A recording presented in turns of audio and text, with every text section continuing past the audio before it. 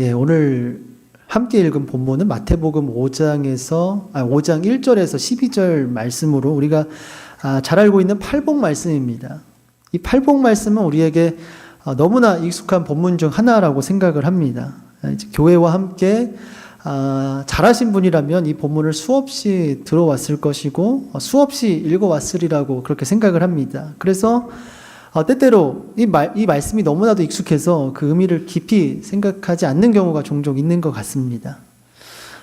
우리는 보통 이 본문을 어떻게 이해하고 있을까요?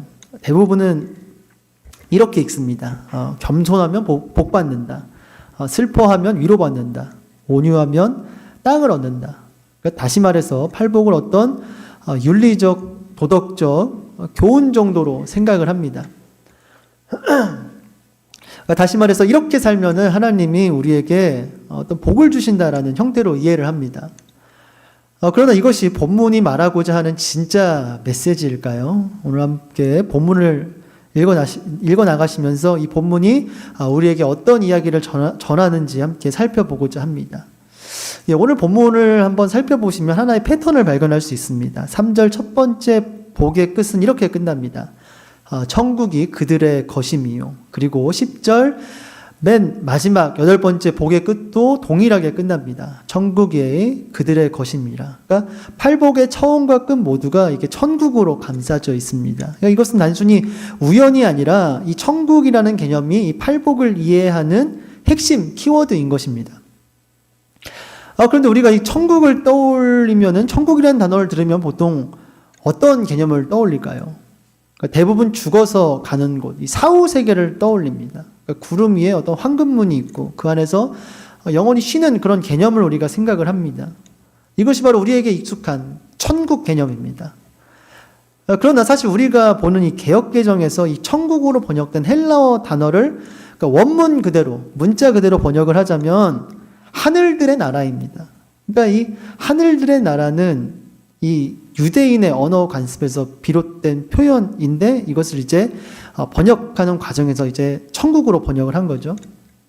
그럼 왜 이렇게 유대인들이 하늘들의 나라라고 이렇게 했냐? 그러니까 유대인들은 하나님의 이름을 직접 부르지 않았습니다. 그러니까 왜냐하면은 하나님은 너무나 거룩하신 분이기 때문에 하나님이라는 이름 대신 하늘이라는 그 완곡한 표현을 사용했습니다. 그리고 이 마태복음을 기록한 마태 역시도 유대인이었기 때문에 이러한 전통이 이 마태복음 곳곳에 반영이 되어 있는 것입니다. 그렇다면 이제 개역개정에서 천국으로 번역된 이 단어는 원문 그대로 해석하면 하늘들의 나라이고 이것은 곧 하나님의 나라를 의미합니다. 그런데 여기서 우리가 주목해야 할 단어는 바로 이 나라라는 표현입니다. 이 바실레이아라고 표현된 이 나라는 사실 영역의 개념이 아닙니다. 다스림과 통치의 개념이 바로 이 나라라는 단어에 들어가 있습니다. 그러니까 하나님이 통치하시는 것, 하나님의 뜻이 실현되는 것, 그것이 바로 나라라는 단어에 담겨진 구체적인 의미입니다. 그렇다면 이 천국은, 그러니까 하나님 나라는 그러니까 죽어서 가는 어떤 이 공간적인 개념이 아니라 하나님이 왕이 되셔서 하나님의 다스림이 실현되고 그 하나님의 뜻이 이루어지는 상태, 그것이 바로 하나님의 나라, 천국이라는 것을 오늘 본문 마태복음은 말하고 있는 것입니다. 그러나 우리가 살고 있는 이 세상은 하나님과의 그 통치와는 참 거리가 멀어 보일 때가 참 많습니다. 그러니까 인간의 타락으로 죄와 악이 이 땅에 들어온 이후에 그 인류는 하나님의 그 뜻에 맞지 않는 방식으로 살아왔습니다. 강자가 약한 자를 짓밟고 있는 자가 없는 자를 착취하며 거짓이 참됨을 이기는 그런 하나님의 다스림과 뜻이 전혀 실현되지 않는 그런 세상이 되었습니다. 그러나 이 모든 잘못을 바로 잡으시고 하나님의 통치, 그러니까 하나님의 나라를 이 땅 가운데 실현시키기 위해서 예수님이 이 땅에 오셨습니다. 그러니까 예수님께서는 우리 인류가 원래 따라야 할 그 하나님의 뜻, 그 하나님의 나라의 원리를 직접 보여주셨을 뿐만 아니라 직접 행하셨습니다.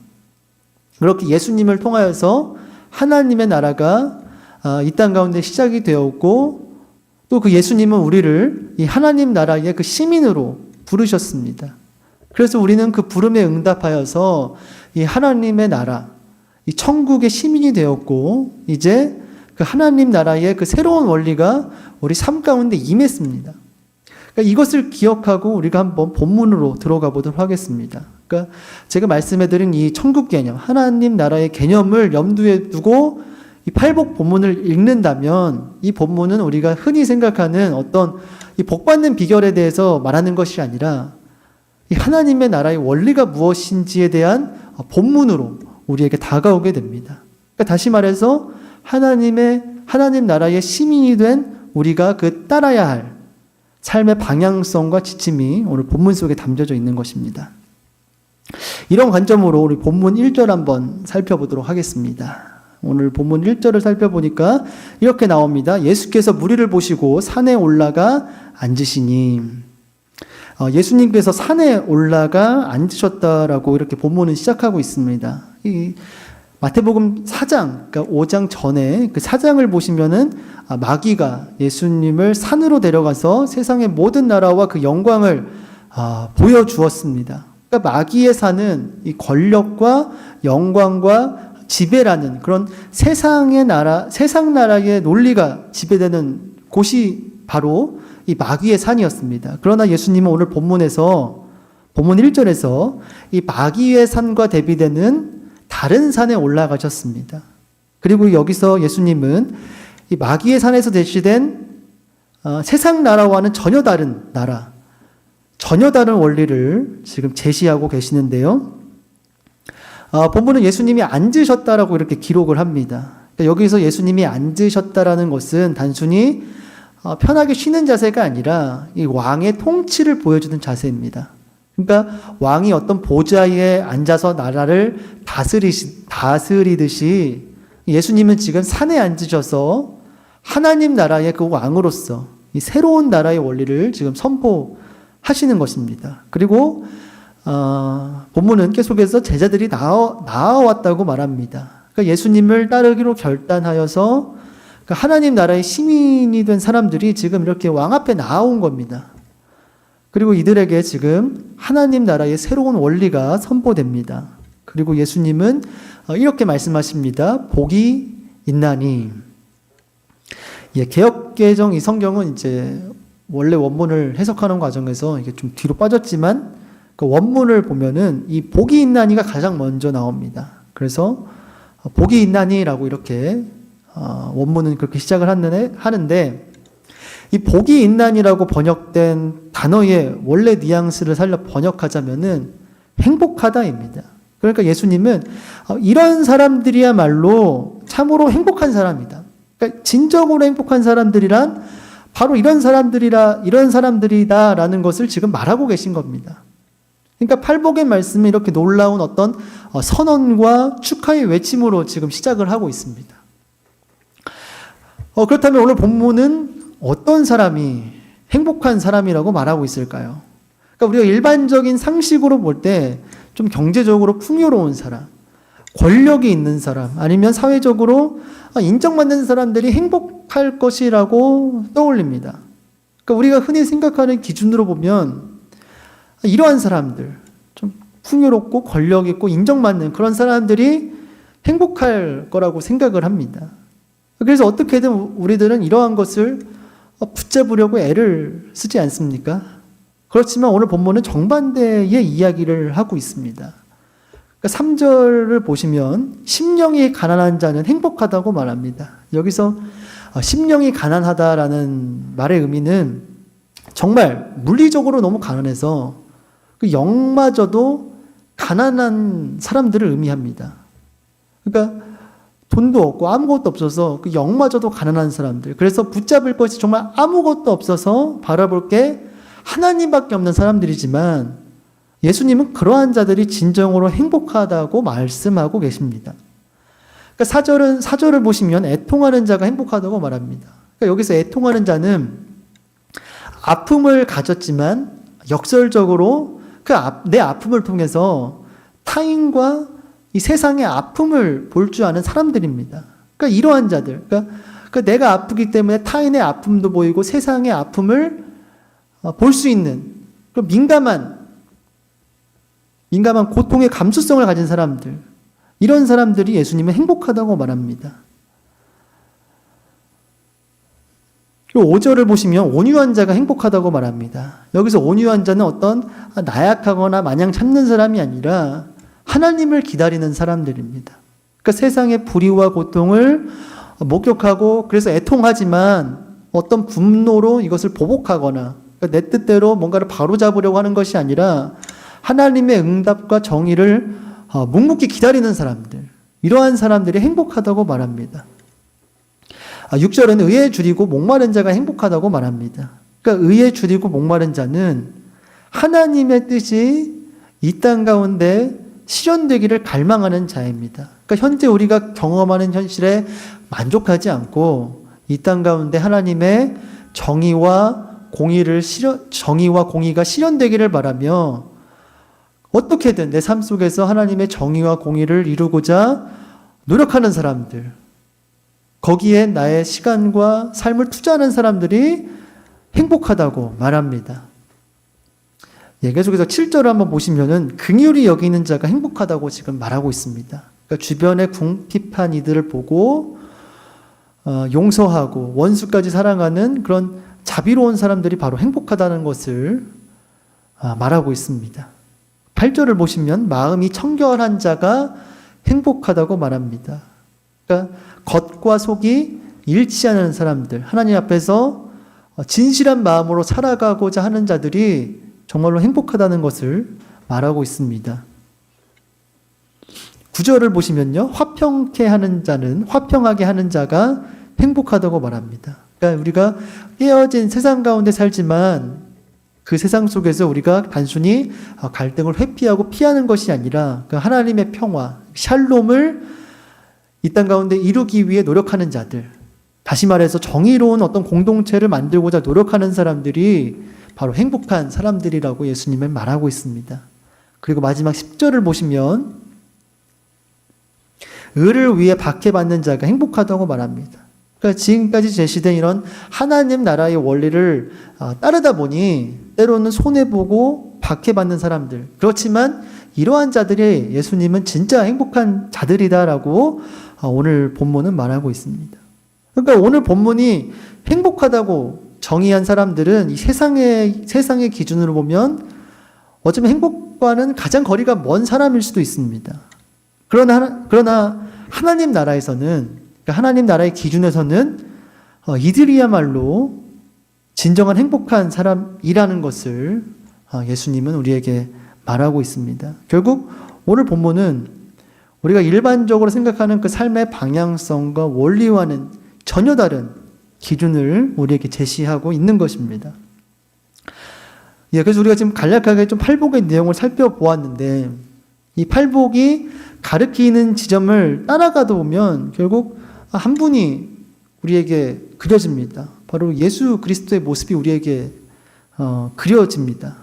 빌립보서 2장 5절에서 8절을 보시면은 예수님은 하나님과 동등됨을 취하지 않으시고 자기를 비우셨다라고 이렇게 말합니다. 그러니까 예수님도 오늘 본문에 나온 첫 번째 복처럼 영에 있어서 굉장히 빈궁하신 분이었습니다. 그리고 누가복음 19장 41절을 보시면 예루살렘을 바라보며 우셨습니다. 그러니까 세상의 아픔 앞에서 예수님도 슬퍼하셨습니다. 마태복음 11장 29절을 보시면은 예수님이 이렇게 말씀하시죠. 나는 마음이 온유하니 나에게 배우라. 예수님 역시 온유하신 분이었습니다. 요한복음 4장 34절을 보시면 나의 양식은 나를 보내신 이의 뜻을 행하는 것이라고 이렇게 말씀하셨습니다. 예수님도 그 누구보다도 의에 줄이고 목마르신 분이셨습니다. 그리고 누가복음 23장 34절을 보시면 자기를 십자가에 못 박는 자들을 위해서 이렇게 기도하시죠. 아버지 저들을 사하여 주소서. 예수님 역시 자비를 실천하시는 그런 분이셨습니다. 에베소서 2장 14절 보시면 바울이 이렇게 말합니다. 그는 우리의 화평이신지라. 예수님 역시 화평을 만드시는 분이셨습니다. 그리고 의를 위하여 결국 십자가에 못 박힘을 당하십니다. 결국 우리가 살펴보니 팔복의 모든 내용을 따라가다 보면 결국 우리 앞에는 예수님의 삶이 펼쳐집니다. 그러니까 예수님이 제시하신 이 팔복은 어떤 추상적인 덕목이나 어떤 교훈의 목록이 아니라 바로 예수님께서 직접 우리에게 보여주신 그 삶의 초상화입니다. 결국 팔복의 이 말씀은 예수님의 삶 그 자체이고 그것이 바로 우리가 따라야 할 하나님 나라의 원리임을 오늘 본문은 우리에게 말하고 있는 것입니다. 그러나 그리스도를 따라 사는 것은 참 말처럼 쉽지만은 않습니다. 그러니까 세상의 기준에서 보면 이 손해처럼 보이고 바보같이 사는 삶처럼 보일 수도 있습니다. 그러니까 자비를 베풀면 오히려 역으로 이용을 당하고 보복하지 않으면은 짓밟히고 정의를 추구하면 손해를 보는 그런 세상 속에 우리가 살고 있습니다.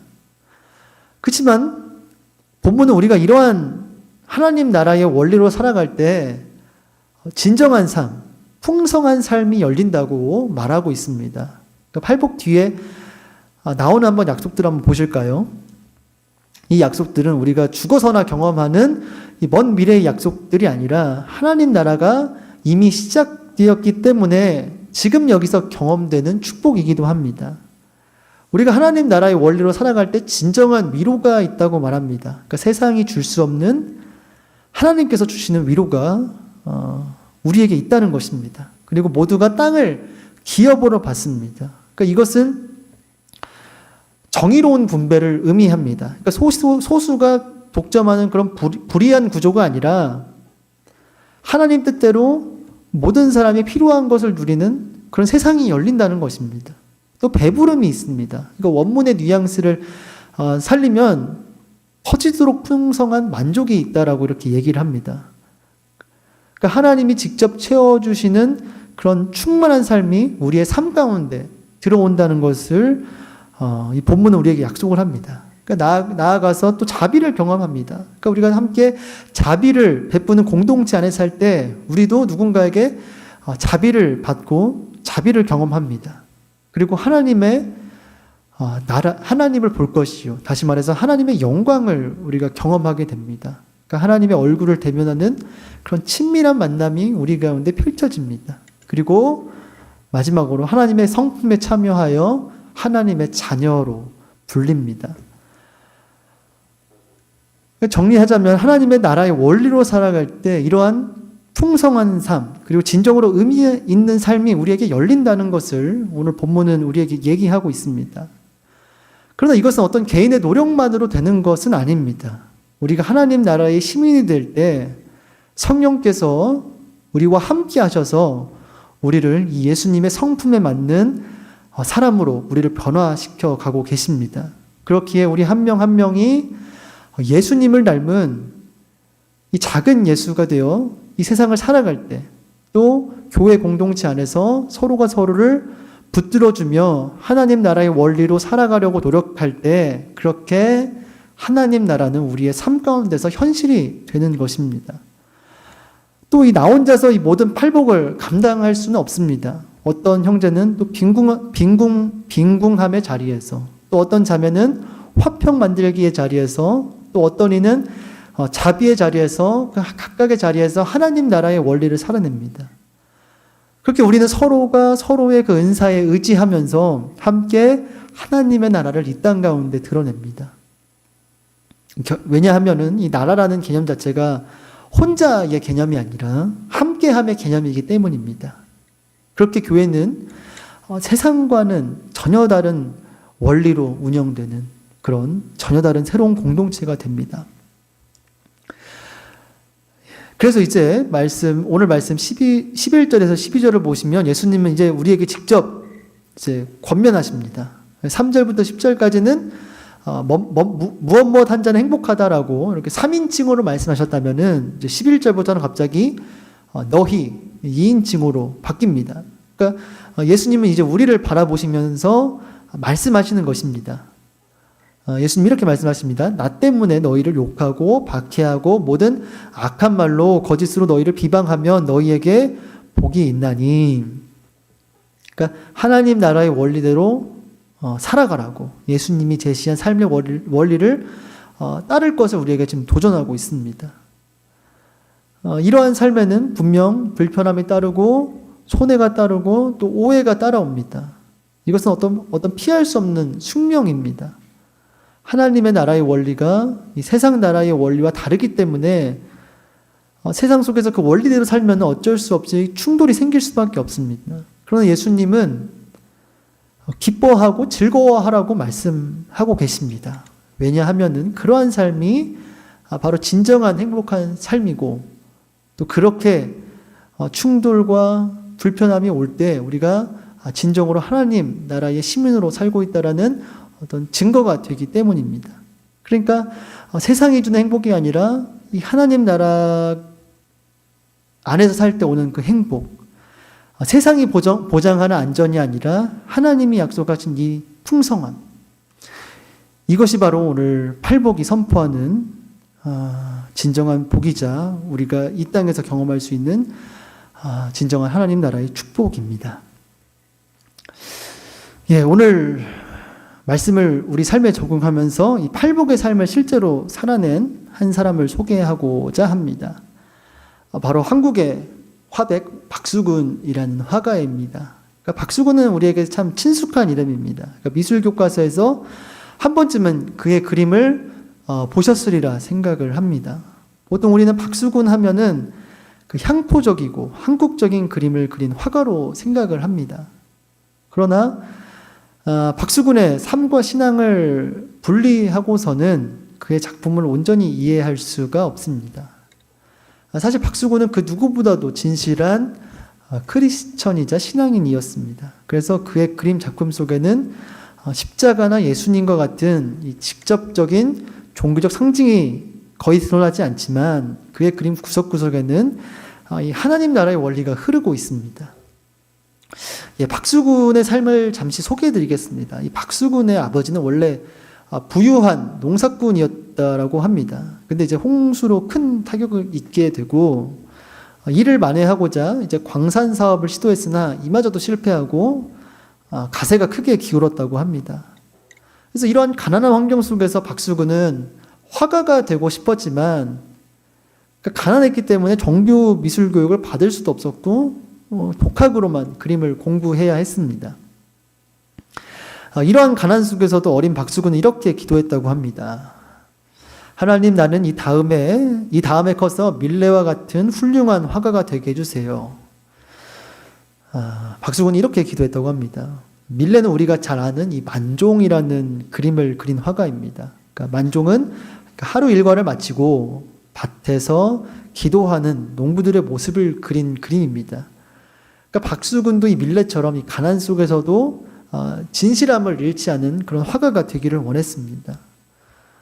그럼에도 그의 삶 가운데의 고난은 계속되었습니다. 그러니까 21살 때 어머니가 유방암으로 세상을 떠났고요. 또 결혼 후에는 이 장남과 셋째 아들을 잃었다고 합니다. 그러니까 나중에는 화가에게 가장 중요한 눈 하나마저도 잃었습니다. 그러니까 이러한 어려운 환경 속에서도 박수근은 평생 그림을 그렸지만 아까 제가 말씀드린 것처럼 정규 교육과정을 못 받았다고 하지 않았습니까? 그러니까 학벌이 없다는 이유로 화단에서 제대로 인정도 못 받고 개인전을 단 한 번도 열지 못했다고 합니다. 이렇게 박수근은 참 가난한 사람이었고 슬퍼하는 사람이었습니다. 그렇기 때문에 박수근은 이 현실의 짐이 얼마나 무거운지를 누구보다도 잘 알고 있었습니다. 그래서 그는 그림을 통해서 고통받는 사람과 함께 고통받고 또 아픔을 나누며 사랑을 실천하고자 했습니다. 예, 지금 보시는 작품은 이제 박수근의 대표작 그 나무와 여인이라는 작품입니다. 그 중앙에는 이렇게 앙상한 나무가 서 있습니다. 좌측에는 그 아이를 업은 여인이 있고요. 그 다음에 우측에는 어떤 함지를 지고 가는 여인이 등장합니다. 그 헐벗은 나무는 일제시대와 그 전쟁을 겪은 그 한국의 이 척박한 상황을 나타냅니다. 그러니까 녹록지 않은 환경 속에서 하루하루를 살아가는 여인들에게 지금 박수근은 그림을 통해서 이렇게 따뜻한 시선을 보내고 있는 것입니다. 그러니까 당시 주류 화가들이 어떤 고운 옷을 입은 어떤 여인이 의자에 앉아서 이렇게 책을 보는 그런 그림을 그릴 때 박수근은 이렇게 길거리에서 마주한 서민들, 그러니까 아무도 거들떠보지 않는 그런 사람들을 그림의 주인공으로 초대를 했습니다. 예, 이 그림은 시장이라는 그림입니다. 두 여인이 지금 장터에 앉아서 피곤에 젖어서 선잠에 지금 빠져 있습니다. 그러니까 파는 물건도 변변치 않아 보이고 손님도 없습니다. 아마 이 여인은 꼭두새벽에 아이들을 챙기고 먼 길을 걸어서 장터에 나왔을 것입니다. 남편은 전쟁통에 사망하여서 이렇게 아내들이 생계를 책임져야 하는 그런 척박한 환경에 몰렸을 수도 있습니다. 그러니까 전후에 한국의 많은 여성들이 이렇게 남성을 대신하여서 생계와 교육을 홀로 감당해야 했습니다. 박수근은 이러한 여인들을 외면하지 않았습니다. 그리고 그녀들을 그림으로 이렇게 등장시켜서 따뜻한 시선을 보냅니다. 그래서 박수근의 그림을 보시면 이렇게 빨래터에 일하는 사람들, 아이를 얻고 절구질하는 여인들, 길거리 노인들, 그 다음에 시장의 행상들을 이렇게 등장시킵니다. 그는 가난하고 외로운 사람들의 편에 섰고 이들에게 무한한 애정을 보냈습니다. 그래서 우리가 그 박수근의 삶과 작품을 조금 더 면밀히 들여다보면 그의 삶과 작품 속에서 이 팔복의 모습을 우리가 발견할 수 있습니다. 박수근이 참 부당한 일을 당할 때도 보복하지 않았다고 합니다. 박수근이 이렇게 얘기했다고 합니다. 우리의 분함이나 억울한 것도 모두 하나님이 아시니까 공의로우신 하나님께서 의의 재판을 해주실 것이니 악을 선으로 갚으라. 박수근은 참 온유한 사람이었습니다. 또 박수근은 이렇게 고백했다고 합니다. 나는 인간의 선함과 진실함을 그려야 한다는 대단히 평범한 예술 시각을 가지고 있다. 그러니까 박수근은 그림을 통해서 어떤 세상의 성공이나 명예를 추구한 것이 아니라 그림을 통해서 어떤 선함과 진실함을 추구했습니다. 그 누구보다도 의에 줄이고 목마른 사람이었습니다. 그러니까 박수근의 아내분께서 한 인터뷰에서 이렇게 이야기했다고 합니다. 예, 그 인터뷰 부분을 좀 가져왔는데요. 이렇게 얘기했다고 합니다. 그이는 화려한 것이라고는 좋아하지 않았어요. 양심껏 스스로 노력해서 사는 선량하고 가난한 사람들을 사랑했고 이 그림의 소재의 전부였어요. 그는 모든 사람이 귀중하다는 이야기를 입버릇처럼 말하고 있었지요. 그러니까 사실 가난했던 이 박수근이 누군가를 돌아볼 처지가 아니었음에도 불구하고 그러니까 동료 인간에 대한 그런 관심을 잃지 않았습니다. 그러니까 궁핍한 이들을 보고 돌보고 사랑을 실천하는 그런 자비로운 사람이었습니다. 그리고 그는 참 겉과 속이 같은 사람이기도 했습니다. 하나님 앞에서 늘 가식 없이 살았고 그림을 통해서 어떤 성공을 이루려는 그런 야망이 그에게는 없었습니다. 그래서 한 미술평론가는 그의 인품을 이렇게 표현했습니다. 스스로 발광하는 것이 아니고 남이 비추는 빛으로 그 빛을 나타내는 보석 같은 존재다라고 이렇게 한 미술평론가가 박수근이라는 사람을 보면서 이렇게 평가를 했습니다. 예, 참 마음이 깨끗한 사람이었습니다. 예, 그래서 박수근은 늘 주변 사람들에게 호의적이었고 가족들에게 언제나 자상한 아버지이자 남편이었다라고 합니다. 그래서 참 이러한 성품 때문에 세상에서 참 어려운 일을 많이 겪기도 했습니다. 화단에서 무시를 당했고 맨날 비슷한 소재만 그린다고 사람들에게 많은 비판을 받기도 했습니다. 경제적으로도 궁핍했고요. 무시와 비판이 그의 삶을 뒤따랐습니다. 그러나 그는 계속해서 화평을 추구하는 사람이었습니다. 그러니까 박수근의 삶과 그림을 보면 그의 삶 속에서, 작품 속에서 그가 얼마나 치열하게 하나님 나라의 원리대로 살아갔는지가 보이기 시작합니다. 그는 작은 예수로 살아갔고 그가 보고 느낀 것을 그림 속에 담았습니다. 그래서 그의 그림을 보면은 십자가나 교회 건물이나 이런 성경책이 거의 등장하지 않습니다. 그럼에도 불구하고 그의 그림이 우리에게 참 감동을 주는 이유는 이 구석구석에 하나님 나라의 원리가 스며들어가 있기 때문입니다. 가난한 이웃을 향한 따뜻한 시선, 그리고 고통받는 사람들과 그 함께 하려는 마음, 낮은 곳으로 내려가고자 하는 그 삶의 자세가 이 박수근의 삶과 작품 속에서 드러나고 이것이야말로 바로 팔복이 관통하고 있는 핵심이자 박수근이 그림을 통해서 우리에게 보여주고자 한 것이 아닐까 그렇게 생각을 합니다. 예, 마지막으로 박수근의 이 강변이라는 작품으로 설교를 좀 마무리하고자 합니다. 박수근이 이제 세상을 떠나기 전 생애 마지막에 그린 그림입니다. 자세히 보시면 이 강변을 걷고 있는 사람들이 이제 왼쪽에서 오른쪽으로 이렇게 펼쳐집니다. 그래서 맨 왼쪽에 보면은 어린 소녀가 이제 그 경치에, 강변이니까 강을 지금 보고 있겠죠. 이 강에 그 경치에 눈이 팔려 있습니다. 이 중앙에는 또 중년 여성이 고개를 아래로 떨구고 힘겹게 이렇게 발걸음을 재촉하고 있습니다. 또 오른쪽을 보시면 한 손에는 아이를, 또 등에는 또 아이를 업은 어떤 노년 여인이 어디론가 이렇게 향하고 있습니다. 그러니까 이 그림은 소년에서 어떤 중년으로, 중년에서 노년으로 인생의 단계가 펼쳐지는데 아마도 이 순례자로 살아가는 그리스도인의 삶을 표현한 작품이 아닐까 그렇게 생각을 해봅니다.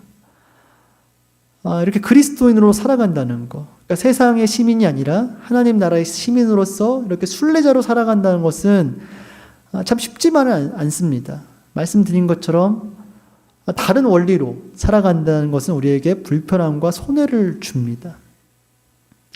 그렇다면 그러한 힘든 한 걸음 한 걸음을 걸어가는 그 나그네와 같은 순례자와 같은 우리를 붙들어주는 것이 있다면은 과연 그것은 무엇일까요?